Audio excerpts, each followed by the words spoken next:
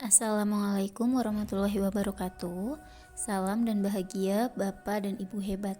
Perkenalkan, saya Fitri Rianti dari SD Purwasari 04. Di sini saya akan berbagi pengalaman tentang pelatihan Merdeka Belajar yang telah saya ikuti dan saya pelajari pada platform Merdeka Mengajar dengan topik pemahaman Merdeka Belajar. Apa yang pertama kali terlintas di pikiran saat mendengar kata Merdeka Belajar? Pasti banyak yang berpikir bahwa merdeka belajar itu boleh belajar, boleh juga tidak belajar. Dan jika melanggar aturan sekolah, maka siswa tidak diwajibkan untuk dihukum dan siswa bebas melakukan apapun sesuai dengan keinginannya.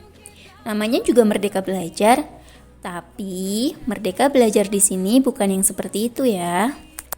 Menurut Kamus Besar Bahasa Indonesia, kata merdeka itu memiliki arti yang bebas dan juga tidak terikat, yang berarti dapat berdiri sendiri dan juga mandiri. Sedangkan menurut Ki Hajar Dewantara mengartikan manusia merdeka yaitu manusia yang bersandar pada kekuatan dirinya sendiri, tidak bergantung kepada orang lain. Seperti halnya Merdeka Belajar yang memiliki konsep belajar mandiri, tidak diperintah oleh guru dan juga tidak diperintah oleh orang tua. Namun, dalam hal ini, siswa sadar jika kebutuhannya sebagai siswa adalah belajar. Kurikulum Merdeka adalah kurikulum dengan pembelajaran intrakurikuler yang beragam, di mana konten akan menjadi lebih optimal agar para peserta didik memiliki cukup waktu untuk mendalami konsep dan menguatkan kompetensi.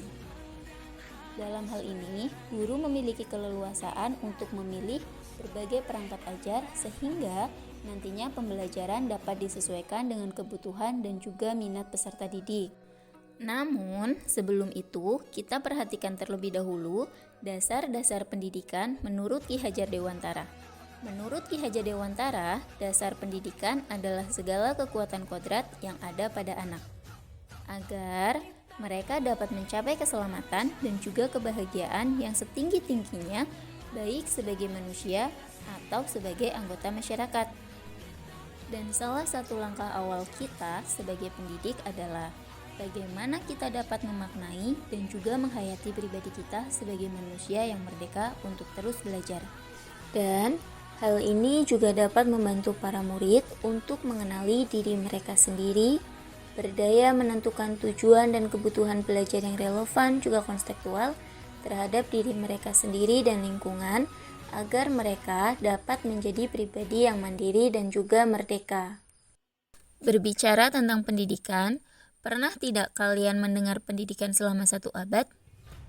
Menurut Ki Hajar Dewantara, pendidikan yang sesuai adalah pendidikan yang humanis, kerakyatan, dan juga kebangsaan.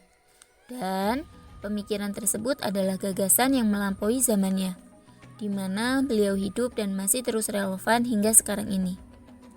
Dari gagasan tersebutlah kita dapat simpulkan bahwa selain kecerdasan atau keterampilan berpikir, pendidikan kultural adalah pendidikan yang berdasarkan pada garis bangsa dan juga budaya.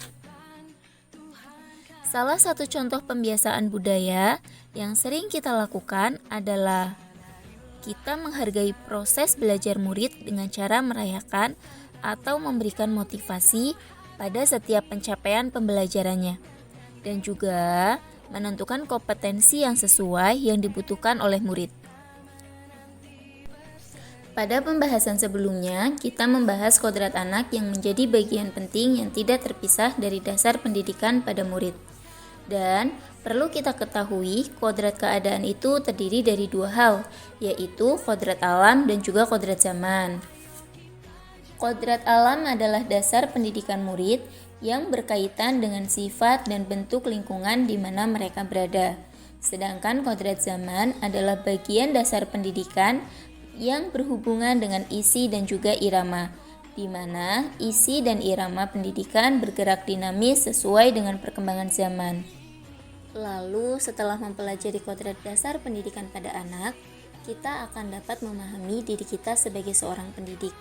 Karena pada dasarnya kita memiliki peran sebagai penghubung murid dengan sumber-sumber belajar yang ada di sekitar mereka, baik itu di lingkungan sekolah ataupun sumber belajar lain seperti digital yang mengaitkan materi dengan konten di mana mereka hidup. Selain memahami konsep dasar pendidikan dan juga peran kita sebagai pendidik, kita juga harus memahami tentang budi pekerti, di mana budi pekerti juga bagian yang penting baik itu untuk pendidik atau untuk murid. Budi pekerti disebut sebagai watak atau bulatnya jiwa manusia yang merupakan hasil dari bersatunya gerak pikiran, perasaan, kehendak, dan juga kemauan yang menimbulkan suatu tenaga. Budi pekerti juga dapat dimaknai sebagai perpaduan antara cipta, rasa, sehingga akan menghasilkan karsa. Sebagai seorang pendidik di sekolah, guru tentunya memiliki peran untuk membantu murid menemukan kecerdasan budi pekerti dengan tuntunan dan juga teladan yang sesuai dengan kebutuhan murid. Seseorang yang memiliki budi pekerti akan senantiasa memikirkan, merasakan, dan juga mempertimbangkan setiap perilaku yang akan ditampilkannya. Lalu hal terakhir yang perlu kita perhatikan untuk tercapainya merdeka belajar adalah pendidikan yang mengantarkan keselamatan dan kebahagiaan. Untuk mewujudkan pendidikan yang selamat dan juga bahagia bagi para peserta didik, kita perlu menciptakan lingkungan pembelajaran yang terbaik bagi murid. Misalnya, guru membimbing dan juga mendampingi murid dalam proses belajarnya. Dan yang harus kita pahami bahwa pendidikan bukan hanya tanggung jawab guru di sekolah saja, sehingga perlu adanya kerjasama dan juga kolaborasi antara orang tua atau keluarga, sekolah dan juga masyarakat untuk mewujudkan lingkungan pembelajaran yang optimal bagi murid. Bapak Ibu, itulah tadi materi yang saya pelajari pada platform Merdeka Mengajar. Semoga apa yang saya sampaikan dapat bermanfaat untuk kita semua. Salam dan bahagia selalu Bapak Ibu. Tetap semangat ya dalam mendampingi anak-anak kita belajar. Wassalamualaikum warahmatullahi wabarakatuh.